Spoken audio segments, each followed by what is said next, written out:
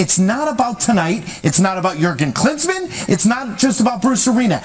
As a whole, U.S. soccer is not prepared. They have not done a good enough job of getting this group ready to play. And keep in mind, the last 2 Olympics, no United States.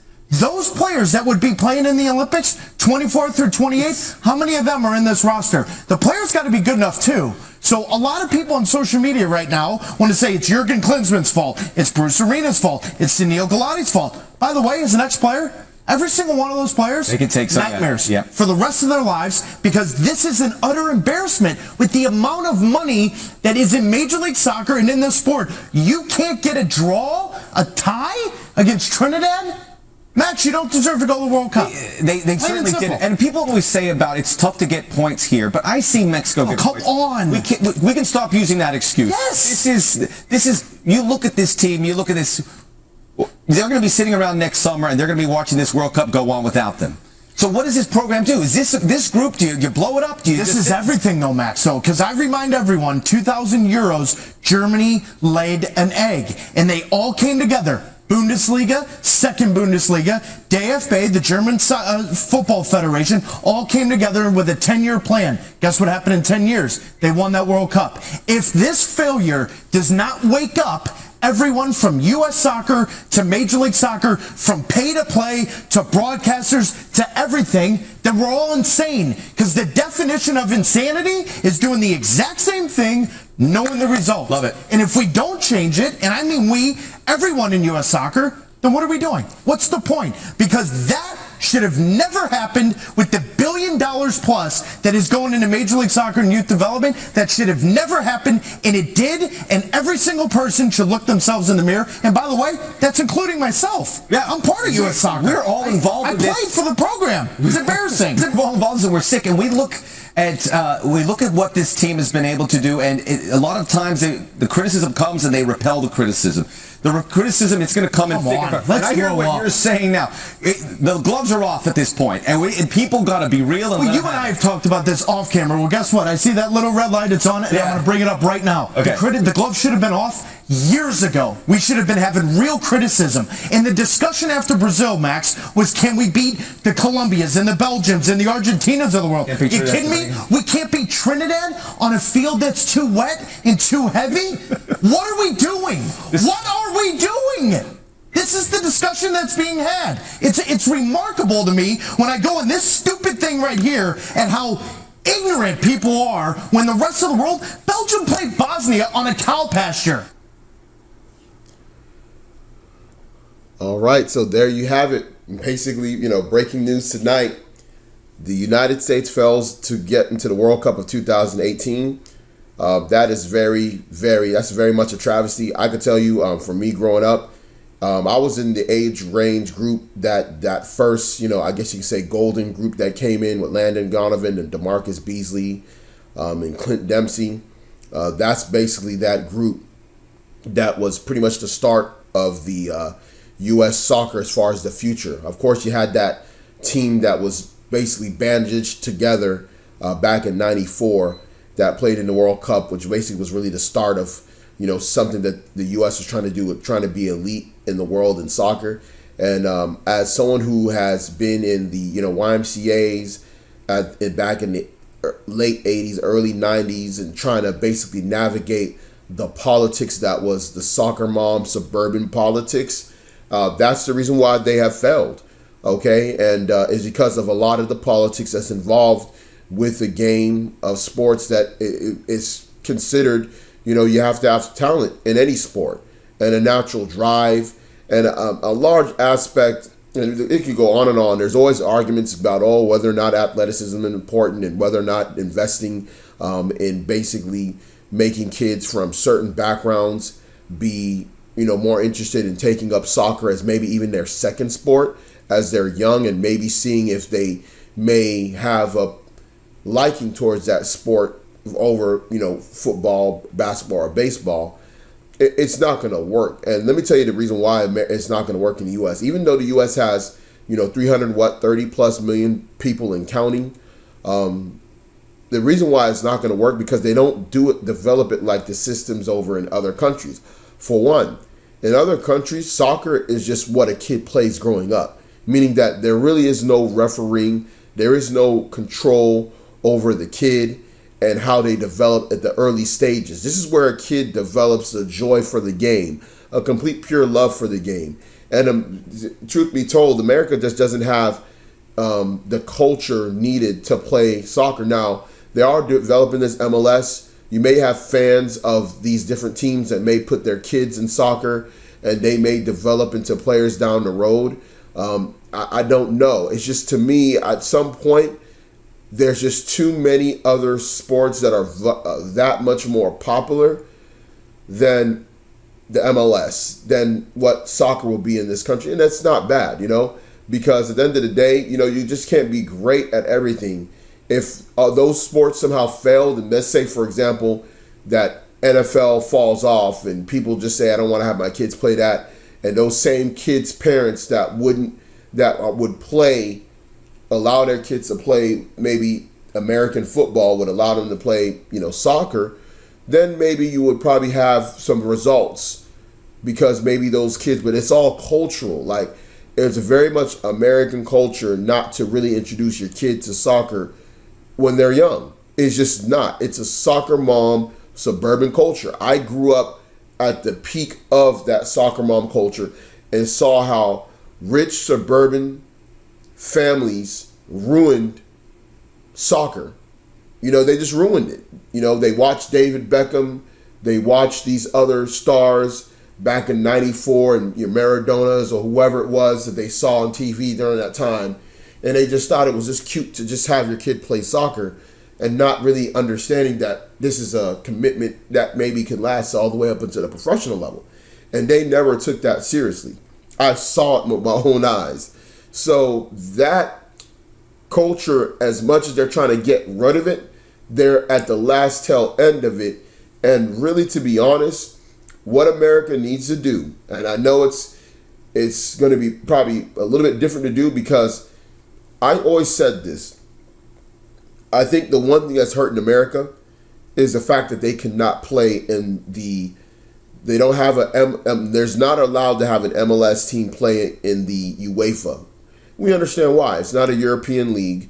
But if they were allowed to do that, they might have some results. Okay, so what I'm going to talk about is what they can do, but they won't probably be able to do if they wanted to make America a pretty much a soccer powerhouse.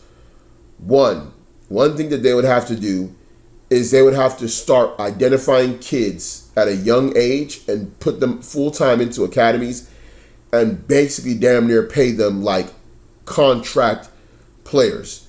Now, because of labor laws, they can't do that here. They can't take a young kid like a Lionel Messi was, like a Rooney was, and all these other players, and bring them into these academies and pay them and their parents money while they're being trained up in these soccer academies full time. And then they basically go into the youth. They're in the youth team. They play against other youths that are good and being in these same academies, and they're being cultivated in their skills. And then they move on into the senior teams of that club, much like you saw what happened with the Lionel Messi, okay, and other great players from around the world. Okay, that's one. Two, the MLS will need to be allowed to at least have one team that would qualify for the Champions League in Europe. I know it sounds crazy, but that's that would drive the incentive to create a competitive team. Because listen, all these leagues, like you got Fred Bernanke and pretty much Turkey that can field very good teams. You got pretty much one or two teams in the Bundesliga to can field a world class team that can compete in the Champions League. You also got PSG.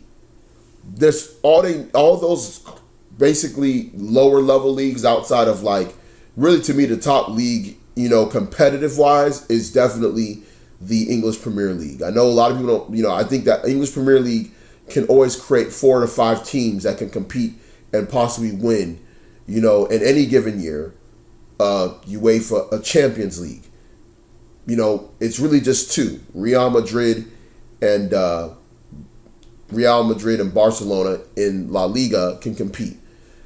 Then, sometimes 2 to 3 teams in the Italian league, So you got different places, but if MLS is allowed to just have one team that could come in any given year and compete in the Champions League, that would not only raise up the profile of their league, but it would allow for a potential owner to then basically be able to throw in a lot of money and create a super team that they know that eventually can compete in this big tournament, which is the Champions League, which helps build up the profiles of their individual teams and also of their domestic leagues. That would help MLS immediately. In fact, overnight, MLS will be relevant amongst the world stage of leagues because they're able to at least throw one team that may be able to compete in this big tournament every year.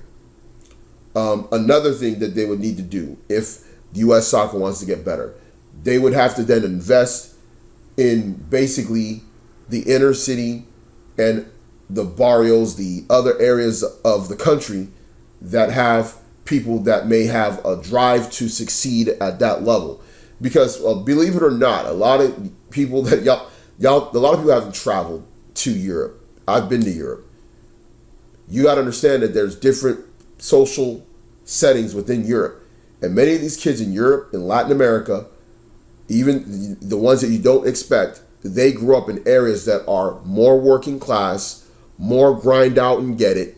Sometimes they're second generation, first generation born immigrants. For example, look at the Belgium's league. Look at Belgium's team. Look at the team that France has. Look at the team that England has. A lot of those kids are first generation born. Their parents, their fathers primarily, are usually from the West Indies, from Africa, and they're first generation born, and they basically, it's just something a drive that they have. Also, some of the kids that are from those countries, sometimes they're from poor areas. For example, Cristiano Ronaldo was from a poor area of Portugal. He didn't really grow up with a silver spoon in his mouth. Okay, he grew up in an island off of Portugal, not even in Lisbon. So there's a drive that these kids have to be great, and you gotta get these kids that are in these areas, these working class, not as high or upper echelon areas, and basically them having a drive to be great and to be like a lot of the stars that they see on TV. That's another way. As far as the money that they're investing in the academies is good, but if you're not getting the right kids and cultivating them, and when all else fails, you do the Belgium way, where you start bringing in parents that maybe have talented kids, and you maybe start, a lot of these other countries that are getting very good, they're dealing with that immigrant group of kids and targeting and developing those kids at a very young age, and they're just coming in and just dominating and going and playing in these big leagues, and then all of a sudden Belgium has one of the top teams in the world when they couldn't even bring up anything. The Netherlands, even the reason why the Netherlands is falling off, because they're not even bringing those kids anymore that are coming from Suriname over there in the Caribbean. Those are really about a third to a half of the Dutch team that when it was really peaking back in the late 90s, when they had Clouvier and all these different, they had some amazing players. Of course, you had guys that were Dutch, as in they were homeborn Dutchmen, like you had Ruud van Nistelrooy, and you got these other players that are amazing players, Arjen Robben, Van Persie. The Netherlands had nothing but monsters, like talent all through. Probably one of the most talented groups that never wins a World Cup. And they used to get those other kids from Suriname that would just be monsters as well. And now they're not even dealing with them. So I don't know if it's something that's culturally that's happening within Dutch, that they don't want those guys anymore. I know that there was word that they didn't like those guys because they felt like they were cocky and yada, yada, yada. But now, it's very obvious that they're missing out on a certain talent that they used to get that they're not getting anymore. And you see how it's hurting them. So at the end of the day, the way I look at it, knowing soccer, knowing politics, having actually a relative a cousin of mine that was actually involved and played at a very high level, high school, college, and was almost on the rugs of being on the national team and knowing the politics behind it. A lot of people don't know how it works and how it stunts the growth of a lot of these players. So, that's pretty much what I think about it, man. I mean, I'm not surprised that the U.S. has failed in this qualification. I saw it coming. I mean, even Trinidad and Tobago has actually been somewhat competitive at times over the last few years. So I'm not surprised that it happened.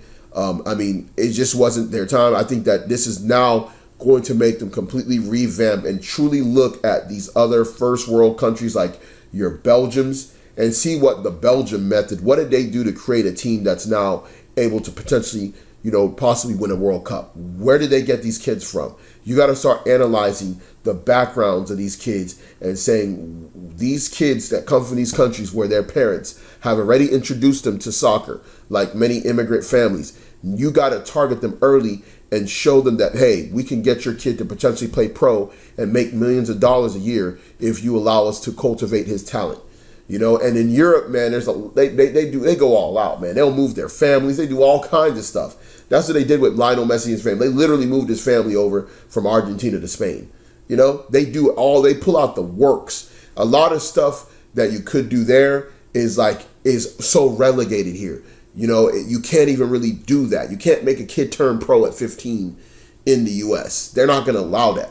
So a lot of stuff, the American system way is completely not the way it works in other countries, and therefore they'll always be behind because they'll never be able to develop talent at an elite, high, world-class level because they stunt their growth with all the BS and rules that they have over here anyway. So that's how I think, man. Let me know what you think. Like, comment, subscribe. I'm out.